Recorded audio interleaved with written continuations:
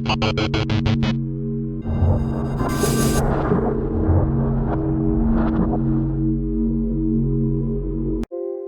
stand out in the world of sports, athletes have to aim high, though sometimes you have to aim high with a little attitude. You're looking at one of the top-ranked archers in the country, 37-year-old Matt Stutzman of Fairfield, Iowa. The last time we looked into it, 1% of archers in the world make a living shooting a bow. He's not bragging, he's really just that good. And he has the accolades to prove it. January of 2010 is when I decided to be the best archer in the world.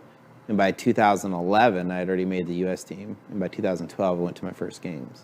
And won them. And won a silver, right? And he did it all with his feet. Yep, one of the most celebrated archers in the world was born without arms. When it first started, it was like, look at this guy without arms. And now it's like, ugh, Matt's here. His competitors have learned to fear him. Not only those at the Paralympic Games in London, where he won his silver medal, but also able-bodied archers that he's bested time and time again.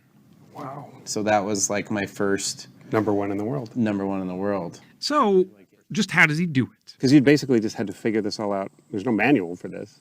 No. And his only adaptation is a strap around his chest, which he uses to pull the bowstring back.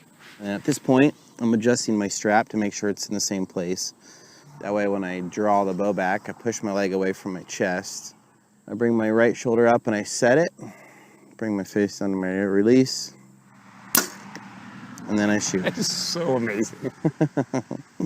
If I can take a bow that's not modified for me and I can compete against people that have arms and beat them at their own sport, well then what's everybody else's excuse? This is where I come back for the tiebreaker. Matt's pretty easy to spot at a tournament. He's usually the only one sitting down. He knows he's the center of attention, and believe it or not, he actually likes it that way. For me, I'm used to being looked at all the time, right? For most archers who are able-bodied have never had that experience, so when it's time to make it count, then they get nervous, where I don't get the nervousness like they do. Because I've been in this situation my whole life. In case you can't tell already, this single father of three certainly doesn't consider himself disabled at all. Are there times, though, that you just wish you had arms? No. Really? Not once. No.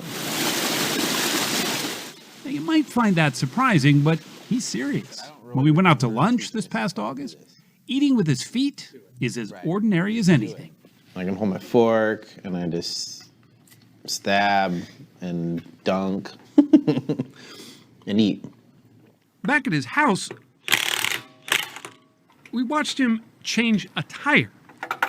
It was pretty hard not to offer help, but the fact was, he really didn't need it. I call this a unicorn. Why? He is a car nut. He always has been. It's a Nissan with the new Corvette engine in it. He can outdrive just about anyone. Yep, with his feet. So right now, my right foot is on the steering wheel, and my left foot runs the gas and the brake. And none of this is modified for you? Nope, this is completely just like anybody can drive this car. Well, not exactly, at least not the way he drives it, doing donuts in a parking lot and all. I even have a motorcycle permit. Are you serious? Absolutely, I can legally ride an unmodified motorcycle with my friends. It all started right after Matt was born, when his birth parents learned something had gone wrong. Based on what the doctors told them, that was too much for them. They were just overwhelmed. They were just overwhelmed. So they put Matt up for adoption. He was just 2 months old. And not long after that, Jean and Leon Stutzman entered his life. So do you remember the first time you saw him? Oh, yes. Well, here was this little curly-head, blonde-head guy, and he just kind of sat up and like, well, here I am. And so we picked up the little guy, and he was just cute, a little stinker. Fell in love immediately, I guess. They raised him along with their 7 other children, just like any other kid. Were there times when you'd see him doing something like riding a motorcycle or something, and you'd just look out the window and say, oh my God, how? Please protect him. That's when he went into double prayer time. They gave Matt prosthetic limbs at one point, but they sat on his shelf most of the time. So they decided not to really modify anything in their home. We decided not to do anything just because he's not going to live in a handicapped world. He's going to live in a world where people He expect has to adapt. He has to adapt to those kind of things. And so that's kind of the way our philosophy that we took is to figure it out. I don't think it was an orchestrated thing. It was just kind of, he'll find his way. He'll figure it out. And he did. But as Matt got older, despite his abilities and his willingness to try anything, there weren't many willing to give him a try. Couldn't find a job. No one would give you a chance? No. Like, I even went to try to do a typing job because I was that desperate to try to figure out something. So what was your mindset at that point? I was pretty depressed, you know? Yeah. Supposed to be a man taking care of your kids, and nobody would give me a chance to prove myself.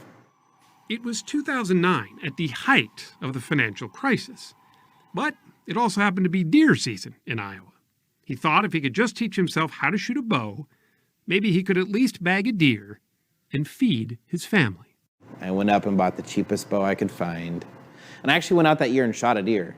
I'm now excited about life again because I had just set a goal, went out, and accomplished putting food on the table. To earn a little extra cash, he started entering target shooting competitions, where one bowmaker actually asked to sponsor him. Pretty exciting, right? It was, until a friend of Matt's told him why. And he goes, Matt, the reason why they sponsor you is because you have no arms and you draw attention to their product, and it's not because you're good. Wow. The reality was I wasn't that good.